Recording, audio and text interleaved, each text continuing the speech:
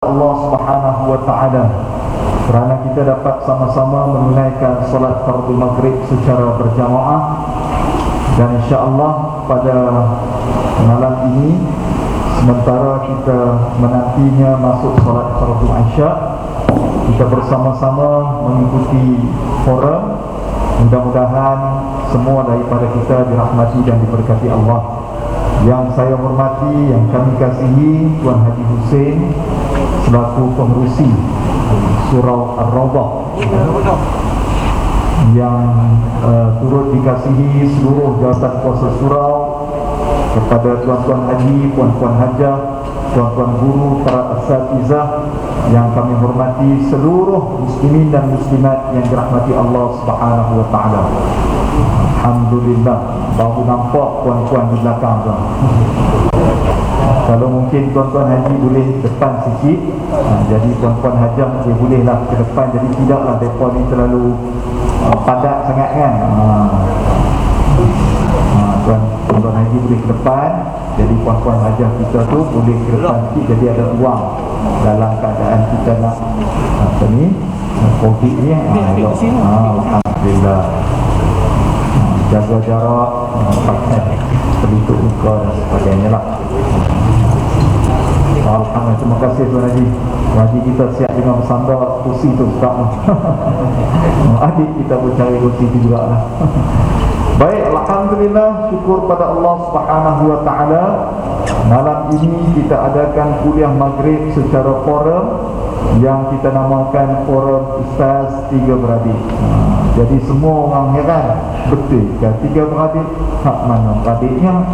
Jadi pertama sekali, mungkin ni kali pertama kami sampai sini. Di Penang ni banyak kali dah, cuma kali ni baru sampai di kawasan Surau Ar-Rawdah yang lepas kita ini. Kami semua ni mai daripada Kuala Lumpur lah. Semua daripada semalam lagi sampai. Ada kuliah duduk di Pertak, kemudian di mana lagi kita pilih, Pinang Tunggal, dan beberapa tempat lagi lah. Sebab semua hari ni pakai purdah, pakai topi. Saya Muhammad Hariri bin Muhammad Daud, ataupun kalau selalu tuan-tuan tengok di forum perdana Ehwal Islam lah, saya jadi tukang tanya, tukang jawab orang lain. jadi pengurusi moderator forum, dan juga terlibat lah di dalam menyampaikan tadabbur Al-Quran dalam majlis tilawah Al-Quran. Saya ni anak nombor 2. Agak-agak mana satu anak nombor 1. Siapa boleh teka, kita bagi X70 ke X50 kita bagi. Mana Tuan Haji? Tu dia memang salah Tuan Haji. Tapi memang semua kami di forum dia kata hak ni yang paling tua. Jamaknya hak ni nak mati awal jamaknya. Wow. Di sebelah kiri saya adalah kekanda kami, Ustaz Haji Muhammad Zarifi bin Muhammad Daud. Beliau kerja sama tempat dengan saya di Jabatan Pengajian Islam Malaysia Jakim, dan selalu muncul di tanyalah Ustaz, dan juga jadi dipanggil panel dalam rancangan halaqah TV3. Saya ni jaga TV1 ya kan. Hak belah-belah TV3, TV9, TV semua dia jaga kan. TV Astro, TV Al-Hijrah semua bagi kat dia. Saya jaga TV kerajaan tuan-tuan. Ustaz dari di sebelah kiri saya ni adik kami. Saya nombor 2, dia nombor 3. Tuan-tuan jangan tanya pasal saiz berbeza. Saya ni daripada dulu duduk di Penang, tuan-tuan duduk naik Cok Tekung punya bukit tu, tak berhenti tu. Ini duduk lepak saya, duduk makan pelita din maju, pelita din maju. Ustaz Muhammad Ihsan bin Muhammad Daud, beliau bertugas di Jabatan Kehakiman Syariah Malaysia. Hari ini jadi penyampai bagi radio baru Ustaz di media prima namanya Molek FM, di sebelah pantai timur. Kalau ni jaga belah Astro TV Hijrah ni, saya tidak tahu hak ni tuan-tuan sekalian dia jaga apa? Kursus pra perkahwinan dan masjid dan surau semua dia bantu. Tuan-tuan sekalian, pakar dalam bidang nikah cerai rujuk. Kalau tuan-tuan rasa nak kahwin lebih, tuan-tuan jumpa dia. Puan Hajah kita ada sesi yang lain.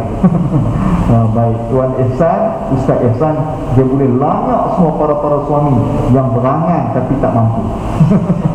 Baik, tapi hari ini bukan kita nak cerita bab tu. Hari ini kita datang, kita nak forum dalam tempoh 1 jam insya-Allah, ataupun kita boleh tahan sampai 11:30 malam. Boleh tak kita nak forum malam ni? Boleh pun aja. Oh dia, ini kira hebat. Kira hebat saja. Puan Hajar tunggu kami nak balik. Baik, hari ini kita nak bincang ataupun kita nak santai saja sambil kita dapat manfaat daripada perkongsian kita. Ustaz Zarifi, saya pertama sekali, Penang ni antara negeri yang imarah dia punya masjid dan surau.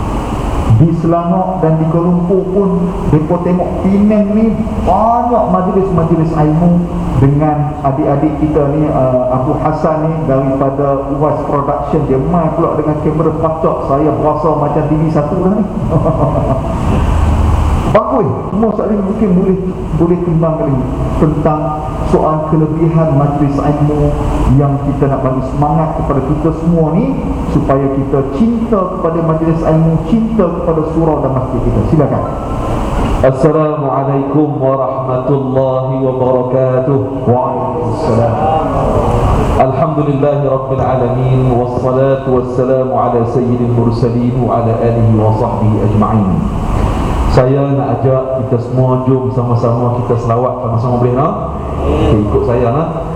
Allahumma salli wa sallim ala sayyidi an-nabil ummi wa ala alihi wa ala alihi wa sahbihi wa sallim wa ala alihi wa sahbihi wa sallim. Sekali lagi, Allahumma salli ala sayyidina Muhammad an-nabil ummi wa ala alihi wa ala alihi wa sahbihi wa sallim wa ala alihi wa sahbihi wa sallim. Terakhir, Allahumma salli ala sayyidina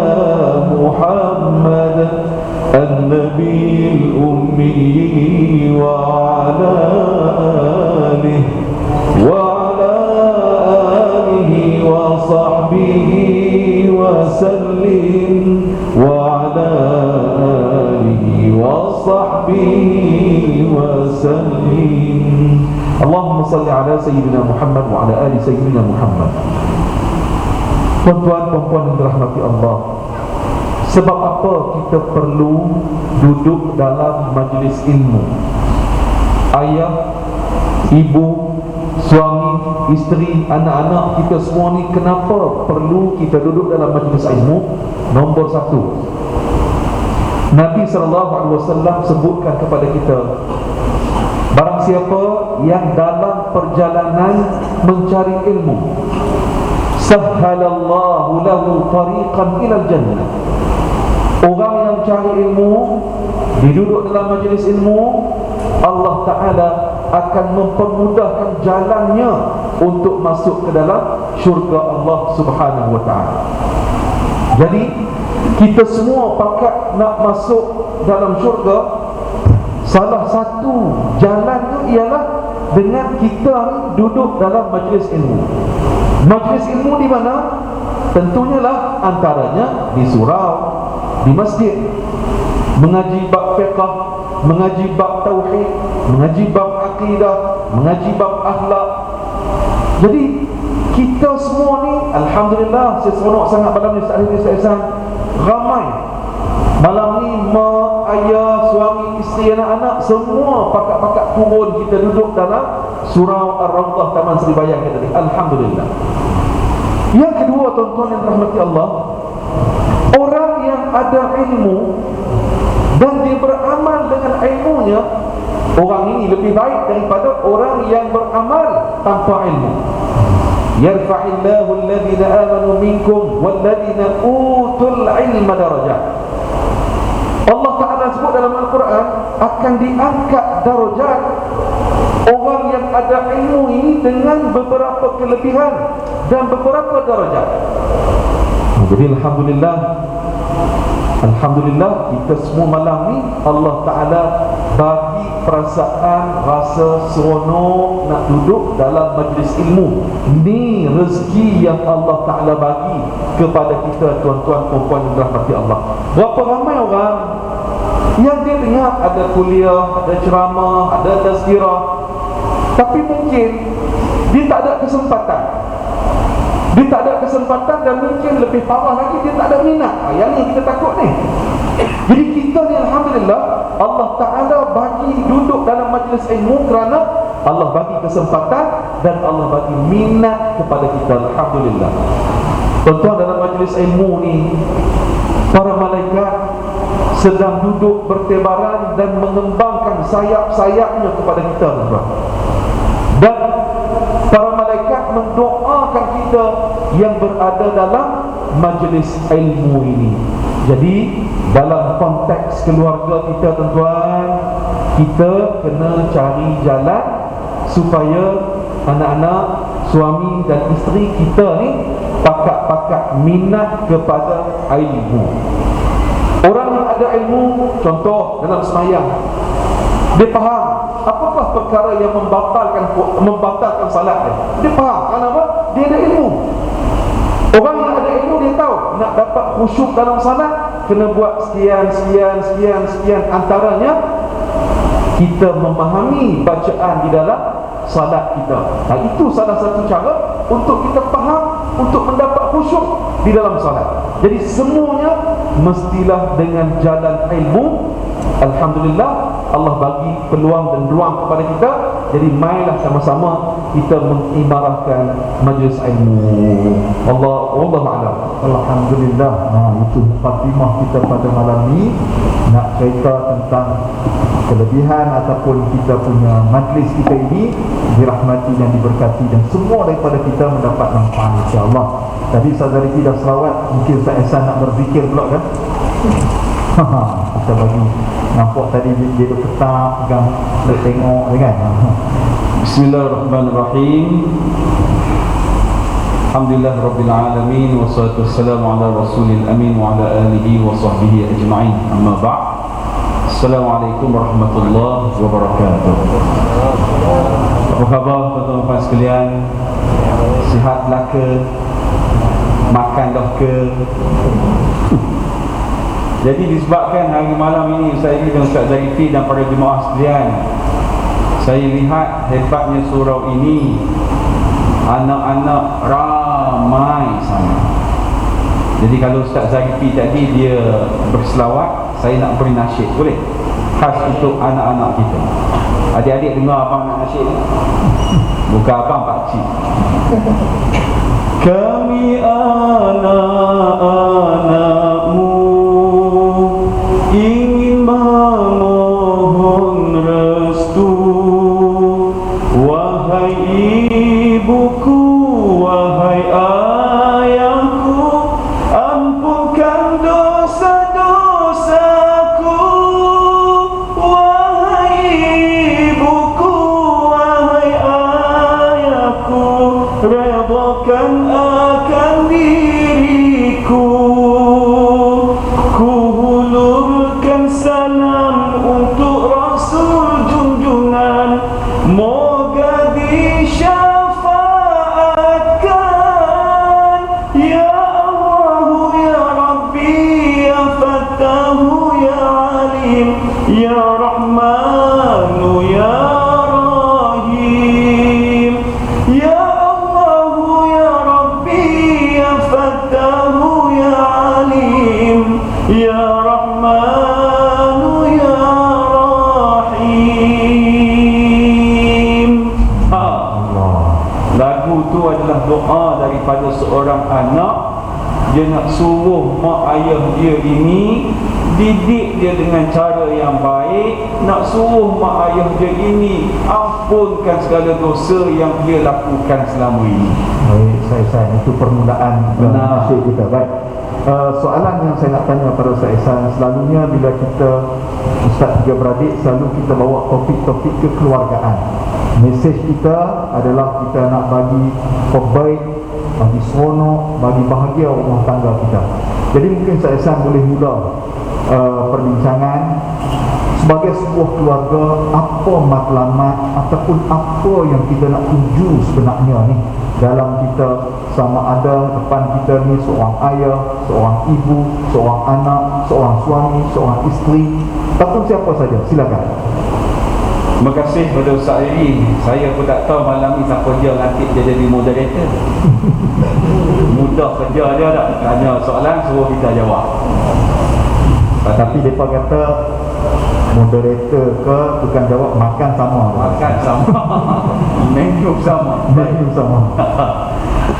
Alhamdulillah, tuan-tuan dan puan-puan, bersyukur kita hadirat Allah Subhanahu wa taala. Pada malam ini saya lihat ada ibu, ada ayah, ada anak, ada abang, ada adik, ada kakak dan sebagainya. Seronok ataupun tidak suasana ini yang kita hadapi malam ini? Seronok bukan? Kita tinggalkan buletin utama malam ini. Kita tinggalkan MHI. Kita tinggalkan HMI, hiburan malam ini. Kita tinggalkan YouTube. Kita tinggalkan Facebook. Kita tinggalkan Instagram dan sebagainya. Habis itu malam ini kita buat apa?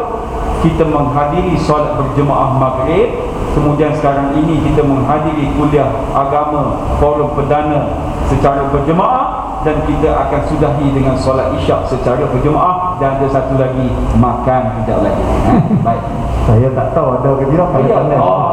Sebab dia sebut makan ni, kita pun semangat. Baik. Tapi selalunya kalau makan di masjid surau ni, kalau tak lembu, kambing.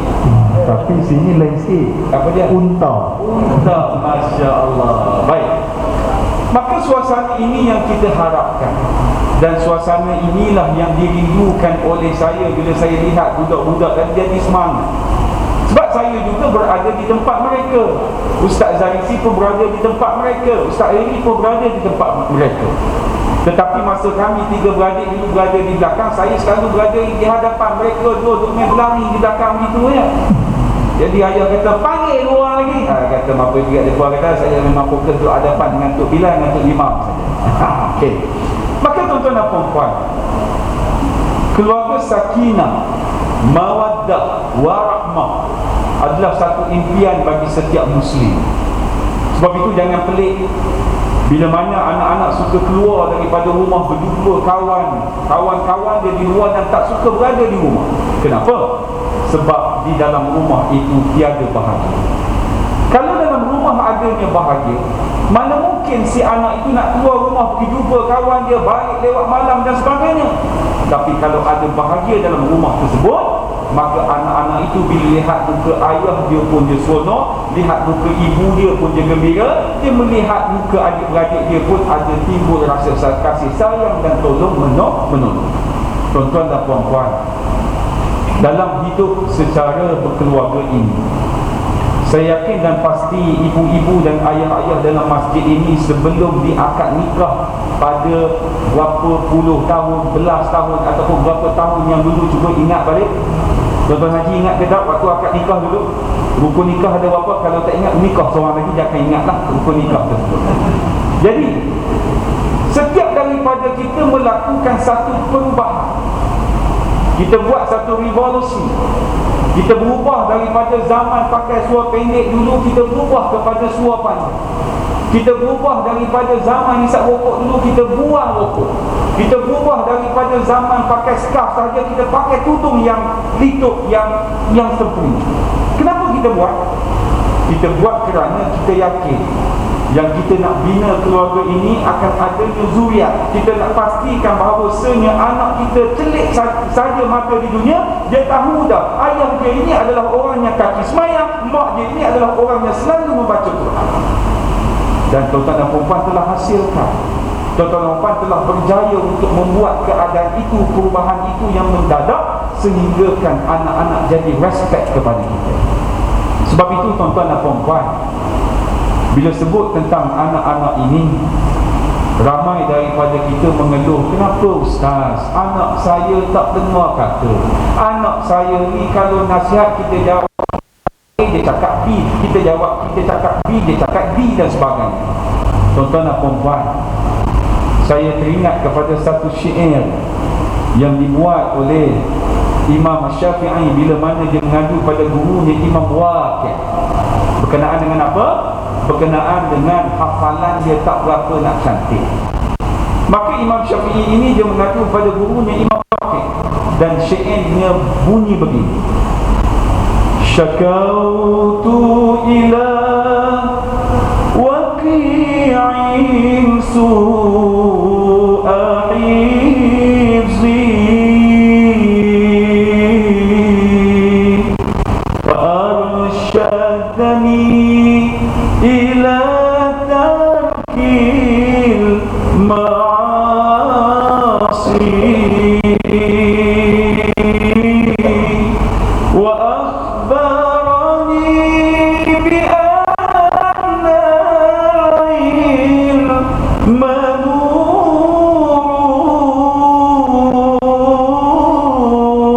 wa nurullahi la yuhda lil-'asi. Maksud syair ini adalah Imam Syafi'i dia mengadu pada gurunya Imam Waqi' tentang hafalan dia tak berapa nak cantik. Maka gurunya Imam Waqi' berkata kepada Imam Syafi'i, kamu ini mesti tinggalkan maksiat, kerana ilmu Allah Subhanahu wa ta'ala ini umpama cahaya, maka cahaya ilmu Allah ini sama sekali tidak akan melekat kepada si pelaku maksiat. Maka kita lah yang kena semak balik anak-anak kita, apa yang dia lihat, apa yang dia klik, apa yang dia petak, tag dan sebagainya, apa yang dia tekan. Anak-anak kita ini dia buat apa waktu kita tak ada? Anak-anak kita ini, adakah kita bangun pagi sembahyang subuh di sini, dia masih lagi lentuk di rumah sampai 7.30 pagi dan sebagainya? Kita yang kena bentuk. Kalaulah kita bentuk dengan acuan yang cantik, tuan-tuan nasihat, tuan-tuan cakap, tuan-tuan beri arahan, dia pasti akan patuh. Tetapi kalaulah anak kita ini acuannya tidak seperti mana yang saya nyatakan tadi, bergelumang dengan maksiat, tegur, nasihat, susah untuk dia dengar, barangkali mengambil masa yang lama. Maka anak-anak kita ni, tuan-tuan dan puan, bukan biasa-biasa punya kategori. Anak-anak kita ini adalah merupakan satu aset yang sangat bernilai kepada kita. Mati saja anak Adam, maka salah satu yang akan mengalirnya pahala kepada si mati adalah doa anak yang soleh. Anak yang soleh ini bila mak ayah dia mati, dia akan buat preparation. Jangan ceritalah bab tahlil, jangan ceritalah bab doa. Kalau dia baca Quran, ya Allah ya Tuhanku, andai ada pahala di sisimu ini, ya Allah, aku sedekahkan pahala ini buat ibu dan ayahku yang telah meninggal dunia. Masya Allah, bahagia sungguh ibu dan ayah yang berada di dalam kubur. Tuan-tuan dan puan-puan, tak impikan ke suasana yang begitu ukur? Ataupun tuan-tuan dah berasa yakin dengan derma yang tuan-tuan dan puan-puan dah infakkan setiap hari?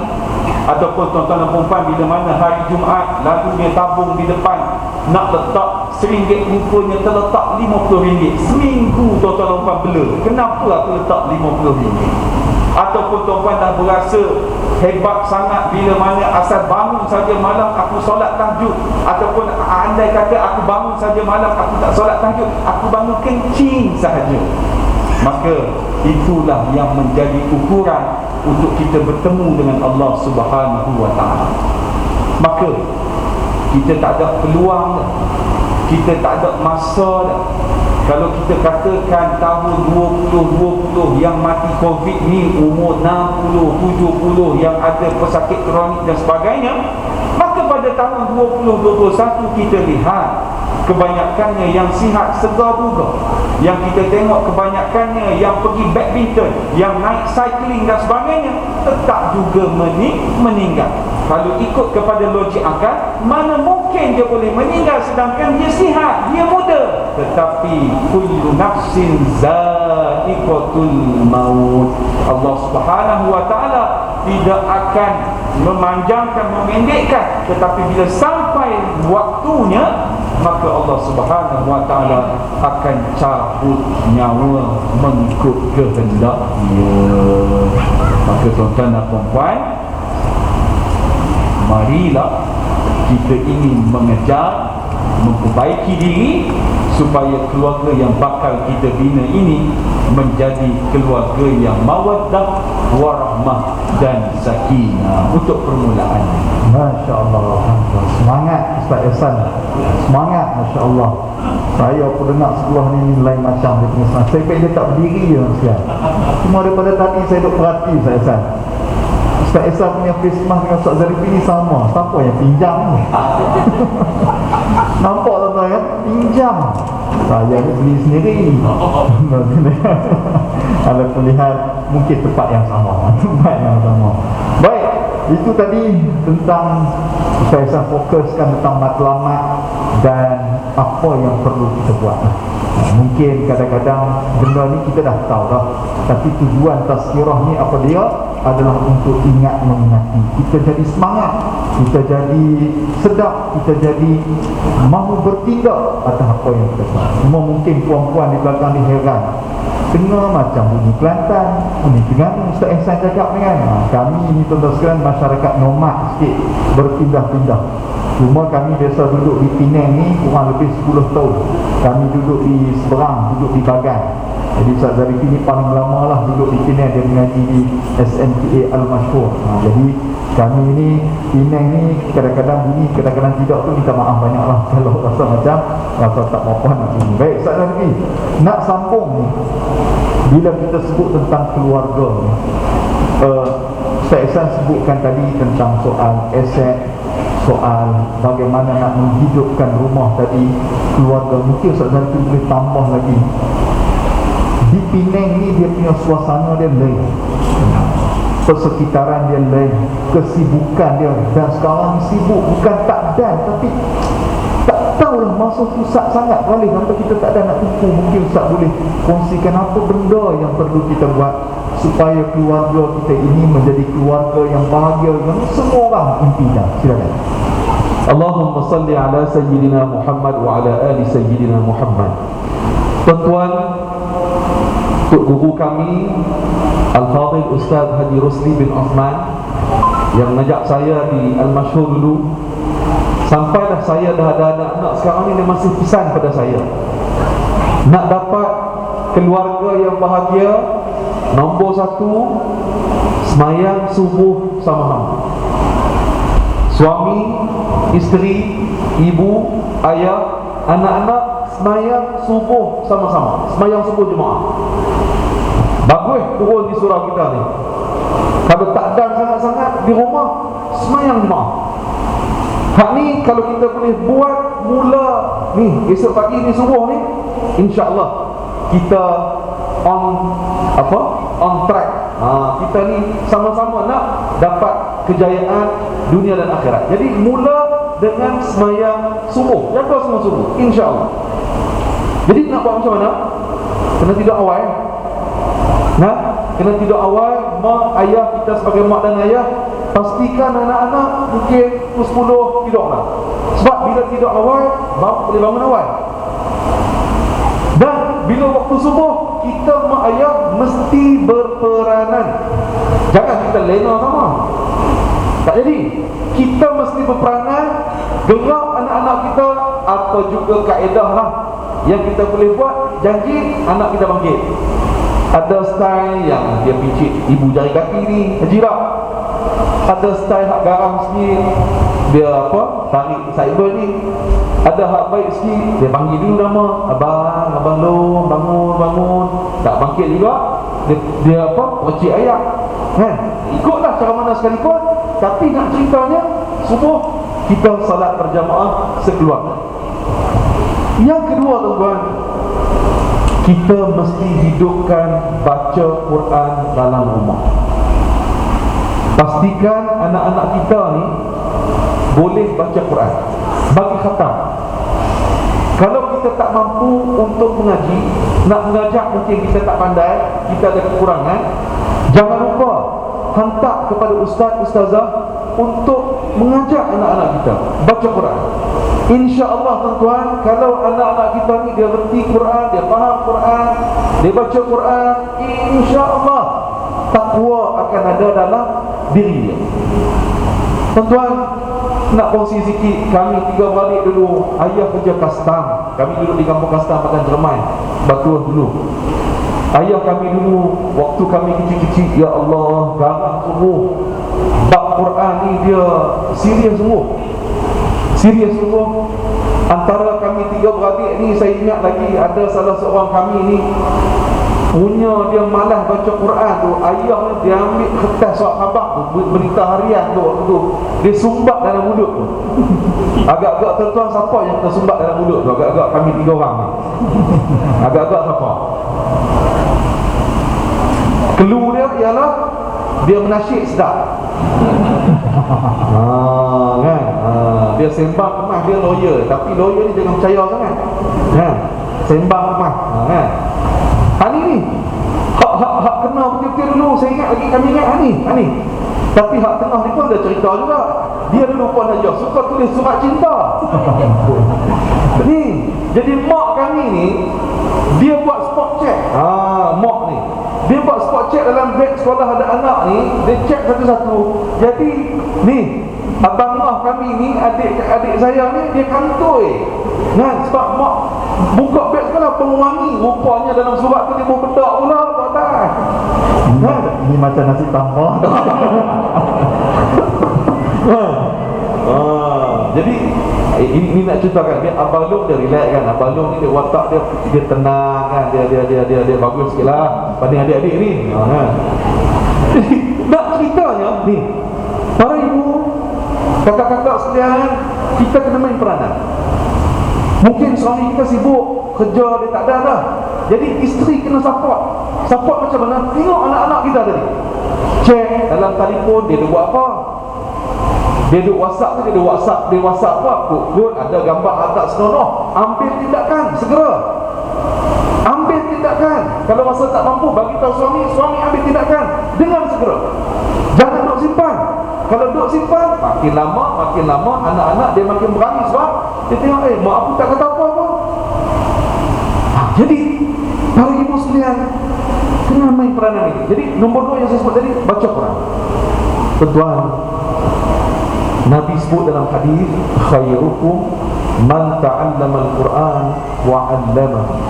Sebaik-baik kamu ialah orang yang baca Quran dan orang yang mengajarkan Al-Quran. Tuan-tuan, bila sebut baca Quran, dia tak ada istilah lambat, tak ada. Terdetik saja nak mengaji Quran, nak faham Quran, teruskan tuan-tuan. Kenapa? Quran inilah sebenarnya yang jadi syifa, yang jadi pengubat kepada penyakit rohani kita. Jadi dalam rumah tuan-tuan, dalam rumah pakat-pakat kena baca Quran. Wahai ayah-ayah sekalian, mungkinlah kita dah kahwin 15 tahun, 20 tahun kahwin, tak pernah baca Quran. Dalam rumah nak buat rasa malu. Nanti kalau aku baca Quran, nanti isteri kata warak sangat. Tak apa tuan-tuan, jangan duk pedulilah orang nak kata apa. Dan isteri pun, ibu-ibu sekalian, bagi semangat dekat suami kita ni yang dah tunjuk perubahan-perubahan ni. Bagi semangat, jangan kita perkenok semangat dah. Alah abang ni berubah sat, tengok bulan depan jadi berlaku macam saya balik. Jangan kata begitu. Kita mesti bagi semangat sama-sama kita. Bila nampak nak ada perubahan, bagi semangat. Jadi macam mana? Mulakan dalam rumah kita baca Quran. Nak baca macam mana tuan-tuan? Kita mula lagu ni. Sebelum kita tidur, tuan-tuan, kita baca surah Al-Mulk. Baca surah Al-Mulk. Tabarakalladzi biyadihil mulku wa huwa ala kulli syai'in qadir. 30 ayat semua. Baca tuan-tuan, tak sampai 20 minit pun habis. Siapa baca surah Al-Mulk ini, Nabi janjikan surah Al-Mulk ini yang ada 30 ayat di dalamnya akan menjadi penyelamat, akan menjadi penyelamat bagi orang yang membaca. Satu. Yang kedua, malam Jumaat terpulanglah, nak baca surah Yasin pun boleh, nak baca surah Al-Kahfi pun boleh, tak kira lah. Jadi biarlah dalam seminggu tu kita memang ada rutin kita membaca Al-Quran, kerana orang yang baca Quran Allah Ta'ala sayang kepada dia. Allah pasti pelihara orang itu. Baca dengan kefahaman. Itu perkara nombor 2. Nombor 3, tuan-tuan, dalam rumah mainlah kita hidupkan akhlak Islam. Akhlak Islam ni bagaimana, tuan-tuan? Kita terus lagi azan dulu. Terus lah. Akhlak Islam, tuan-tuan, bagaimana? Dalam rumah jangan duk bercakap bahasa yang kasar-kasar. Jangan bercakap bahasa yang lucah. Jangan bercakap bahasa yang tak sedap dengar. Bila bercakap bahasa yang nada tinggi, marah-marah, yang tu yang Ustaz Ihsan sebut tadi, anak-anak tak suka duduk dalam rumah. Cakap dengan bahasa yang paling orang suka. Maknanya bahasa yang lembut. Ustaz Ihsan, kalau panggil isteri di rumah panggil apa? Apa tu? Bagi-bagi mic. Panggil apa kat orang rumah di rumah? Ayam. Ayam. Kan romantik bunyinya. Ustaz Hariri panggil orang rumah apa? Saya ni biasa-biasa aja. Lalu saya panggil baby. Tak dengar? Tak dengar. Tak ada tak dengar. Saya ni lebih mesra. Kalau hari tadi tu ayam, saya baby. Dia baby, tuan-tuan. Masya Allah, Masya Allah. Gelap ni kalau kamu. Pasti bohong kan dia. Panggil mak hang. Tuan-tuan, panggil bahasa yang elok-elok. Panggil anak-anak kita dengan bahasa yang elok-elok. Jangan bercakap bahasa lucah, duk maki. Kenapa jangan? Sebab apa? Ni, setiap yang keluar daripada mulut kita, ibu dan ayah ni, dia jadi doa. Kan? Cuba bayang kalau kita kata ke anak kita bodoh.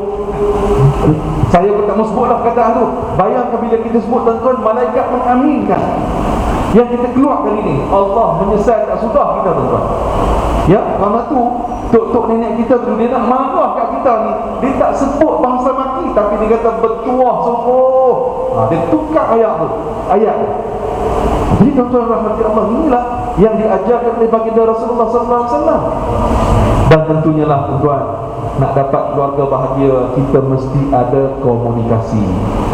Abang-abang, tuan-tuan haji kena banyak bercakap dengan isteri. Kadang-kadang kita ni orang lelaki ni makin lama kahwin, 15 tahun dah kahwin, 20 tahun kahwin, makin kurang bercakap. Betul ke perempuan Hajah? Betul ke? Oi, hambuk buat tu Ustaz. Embak lagi Ustaz, embak lagi dia. Tuan-tuan, jangan kena bercakap.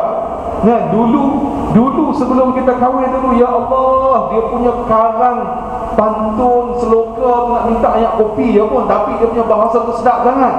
Tapi dah 15-20 tahun kahwin, tak bunyi apa dah, dia batuk je.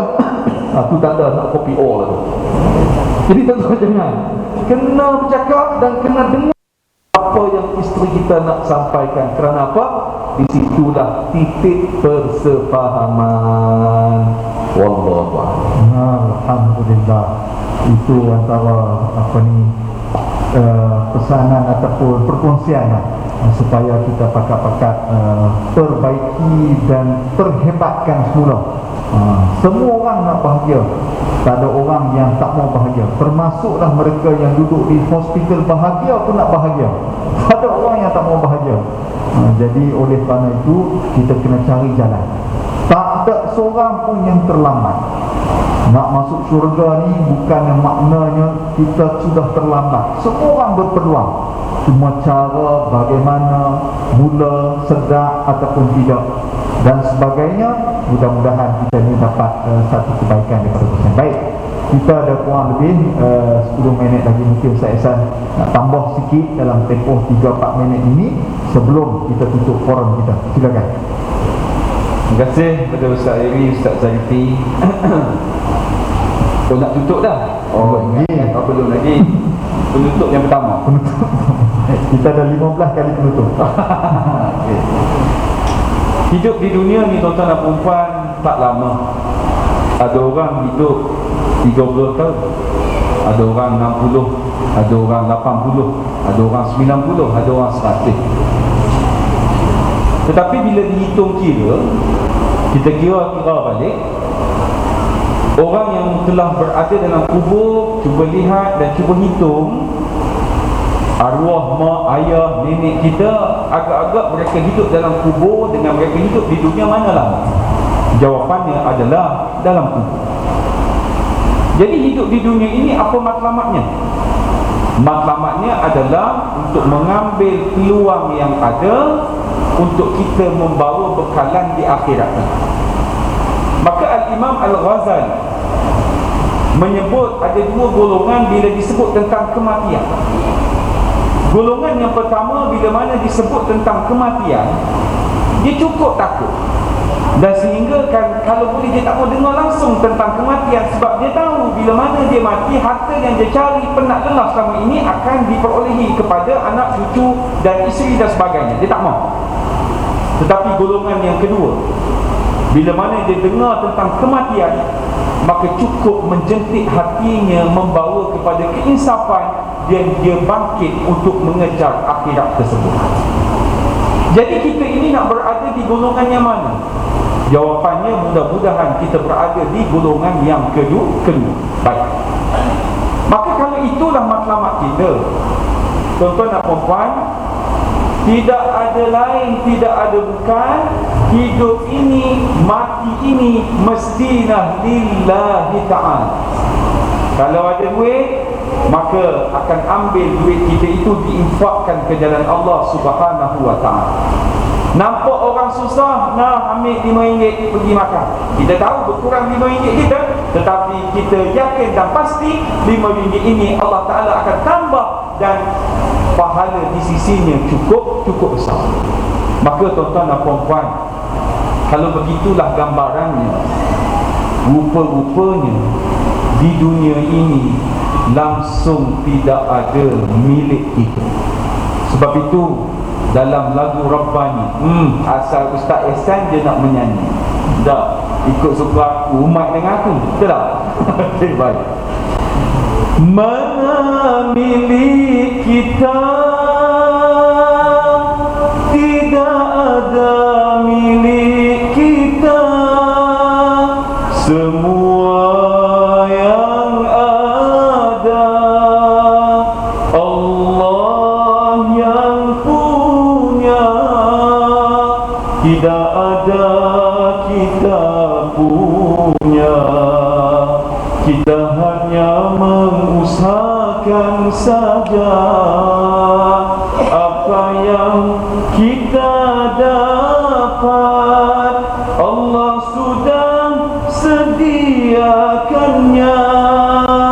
Mengapa kita sombong memiliki Allah punya? Mengapa tidak malu kepada Allah yang ampunya? Patut bersujud kepada Allah yang memberi segalanya. Malulah kepada Allah kerana milik Dia punya. Sekian Ustaz. Oh, adik kita sampai tepuk, dia heran nak tepuk tangan ke tidak? Tepuk tangan ke tidak? Alhamdulillah.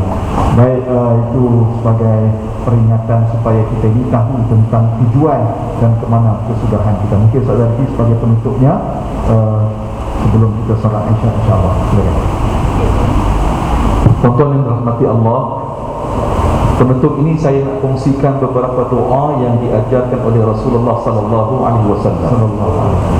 Yang pertama, doa dalam Al-Quran. Jangan tinggal kita baca Rabbana hablana min azwajina wa dhurriyyatina qurrata a'yun waj'alna lil muttaqina imama. Ya, ini satu doa. Doa kita mohon kepada Allah supaya Allah anugerahkan kepada kita suami, isteri, zuriat keturunan yang menjadi penyejuk mata hati. Satu. Yang kedua, tuan-tuan jangan lupa doa Rabbi ja'alna muqimas salat wa min dzurriyyatina. Doa Nabi Ibrahim. Ikut ramai-ramai, Rabbi ja'alna muqimas salat wa min dzurriyyatina Rabbana wa taqabbal du'a. Doa supaya kita, ya, doa supaya kita dan zuriat keturunan kita ni jadi orang yang sentiasa salat. Okey, itu doa yang kedua. Yang ketiga, tuan-tuan, dua doa yang paling kerap Nabi baca ketika Nabi hidup. Dua doa ni paling kerap Nabi baca. Tuan-tuan memang tahu doa ni. Satu, Rabbana atina fid dunya hasanah wa fil akhirati hasanah wa qina adzabannar. Doa ni, tuan-tuan, kita rasa macam biasa-biasa aja, kan? Contoh kalau tok imam kita doa, dalam majlis tok imam doa, ustaz doa, kan? Doa panjang, mai je Rabbana atina. Kita kata apa? Ni tanda doa nak habis dah. Kan? Kita tak rasa special pun doa tu. Padahal doa ni lah yang paling banyak dibaca oleh baginda Rasulullah sallallahu alaihi wasallam. Doa supaya Allah berikan kesejahteraan, afiat, hasanah kepada kita ni dunia dan hari akhirat. Dan yang terakhir, tuan-tuan, doa yang paling kerap Nabi baca, Ya muqallibal qulub thabbit qalbi ala dinik. Ya, wahai Tuhan yang membolak-balikkan hati manusia, tolonglah tetapkan hati aku ni di atas jalan ketaatan, atas agama. Jadi tuan-tuan yang dirahmati Allah, kita sebagai mak dan ayah, suami isteri, jangan lupa sentiasa berdoa kepada Allah Subhanahu wa taala, kerana doa kita mak dan ayah ini doa yang makbul. Ya, doa yang makbul. Jangan letih kita berdoa, kerana pasti satu hari nanti Allah akan menjawab permohonan kita. Tuan-tuan, saya tutup pertemuan malam ini dengan satu kisah yang disandarkan kepada Imam Ahmad bin Hanbal. Tuan-tuan, pada satu hari Imam Ahmad bin Hanbal dia musafir. Dia pergi satu tempat, habis urusan, selesai urusan, dia nak balik rumah dia. Dalam perjalanan dia sembahyang di sebuah masjid. Bila lepas sembahyang tu, malam macam ni lah, malam di luar pula sejuk cuaca. Dia pula orang tua. Jadi dia kata, kalau lagu ni aku tidur di masjid lah malam ni, esok baru balik. Dia ambil cari tiang barangkali nak duduk, nak tunjuk, nak tidur. Tiba-tiba mai Tok Siap. Tok Siap kata, tuan minta maaf, tuan tak boleh tidur kat sini. Kalau tuan tidur sini, ramai lagi orang tidur tempat kita. Jadi Imam Ahmad bin Hanbal dia patuh kepada peraturan. Tok Siap tadi tak kenal ni Imam Ahmad ni, dia tak kenal. Waktu tu tak ada YouTube, tak ada Facebook, TikTok tak ada. Tuan-tuan, Imam Ahmad pun dia patuh pada peraturan. Dia pun pergi keluar, pergi belah luar masjid, di beranda masjid, nak tumpang tidur lah. Tuan-tuan, apa yang berlaku? Tok Siap tadi ni lepas dia tutup lampu, tutup aircon apa semua, keluar tengok ada lagi hamba Allah ni. Kan aku dah bagi tahu jangan tidur kat sini. Jadi dia tak bagi tidur. Tuan-tuan, dalam tengah-tengah duk sembang Imam Ahmad dengan Tok Siap tadi ni, ada seorang lelaki yang dia nampak macam Imam Ahmad tak tahu nak pergi mana malam tu. Dia pun kata, "Mai pakcik, mai ikut saya balik rumah saya lah." berehat rumah saya, tidur rumah saya, esok baru balik rumah pakcik. Dia tak tahu itu Imam Ahmad bin Hanbal. Sampai di rumah orang muda tadi tuan-tuan, sampai rumah, dia pun suruh Imam Ahmad, tidurlah, rehatlah. Saya nak buat kerja, saya berniaga roti. Jadi malam ni kena uli roti, buat preparation apa semualah. Jadi pakcik tidurlah, saya nak buat kerja. Tuan-tuan, tengah-tengah Imam Ahmad bin Hanbal berehat, dia tengok lelaki tadi ni sambil menguli roti, buat roti ni, esok nak berniaga, sambil dia duk istighfar di mulutnya. Mulut dia duk sebut Astaghfirullah, Astaghfirullah, Astaghfirullah, Astaghfirullah, Astaghfirullah.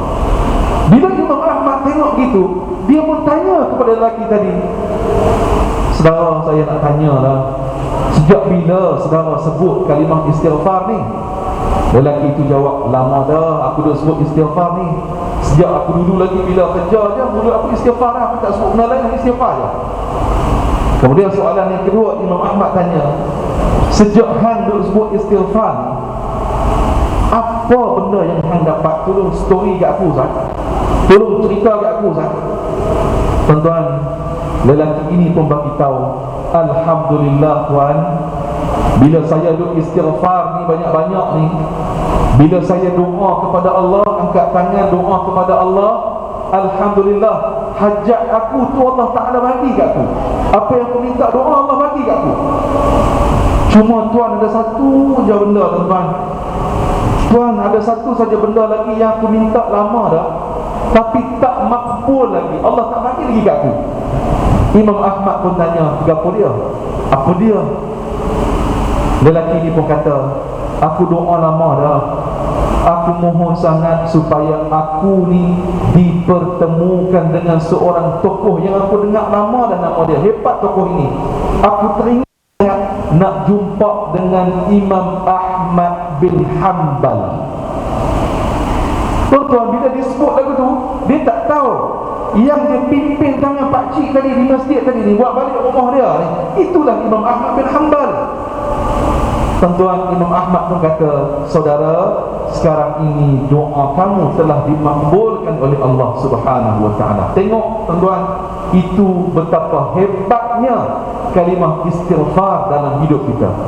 Jadi tuan-tuan, main pakat-pakat kita belajar daripada kisah yang disandarkan kepada Imam Ahmad bin Hanbal ini, kita memperbanyakkan kalimah istighfar. Ibu banyak-banyak sebut istighfar, ayah banyak-banyak sebut istighfar, kita anak-anak banyak-banyak sebut kalimah istighfar. Mudah-mudahan dua perkara. Pertama, Allah ampunkan dosa kita. Yang kedua, Allah tutup keaiban kita. Dan yang ketiga, mudah-mudahan dengan asbab Allah ampunkan kita itu, Allah memakbulkan doa yang kita doakan kepada Allah Subhanahu wa ta'ala. Ustaz Hariri, Alhamdulillah. Ustaz Zarifi nak tahu tak? Ada seorang makcik di Penang, dia hari-hari istighfar. Dia kata, ya Allah, teringin nak jumpa Ustaz Zarifi, malam ni dapat saja. InsyaAllah. Saja nak bagi link ke arah tu tuan-tuan sekalian. Kami ni kalau surau sikit sebanyak minta maaf lah tuan-tuan sekalian. Dia kalau sama adik-beradik ni, dia lagu ni lah. Kita saling-saling mudah-mudahan dapat manfaat lah. Pertamanya, saya ucap terima kasih berbanyak-banyak kepada pengurusi dan seluruh ahli jawatan kuasa yang sudi terima kami untuk kita berforum malam ni. Kami rasa sungguh seronok sangat-sangat, kerana tak sangka ramai macam ni. Kita duk rasa tengok kuota ni, kita ni rasa dalam 6 orang je ada ni. Tengok-tengok, Masya Allah, penuh. Saya rasa seronok. Saya ucap tahniah pada tuan-tuan. Yang kedua, kami minta maaf sekiranya ada terkasar bahasa, ada hak tak kenal dan sebagainya. Kita doakan matlamat kita hari ini supaya kita nak perbaik diri kita nak perbaik keluarga kita, dan kita semua nak masuk syurga Allah. Betul atau tidak? Amin ya rabbal alamin. Jadi insyaAllah kita jumpa lagi di lain waktu dan ketika. Marilah sama-sama kita tutup majlis kita, dan kemudian kita akan salat isyak secara berjamaah. Assalamualaikum warahmatullahi wabarakatuh. Wallahu a'lam.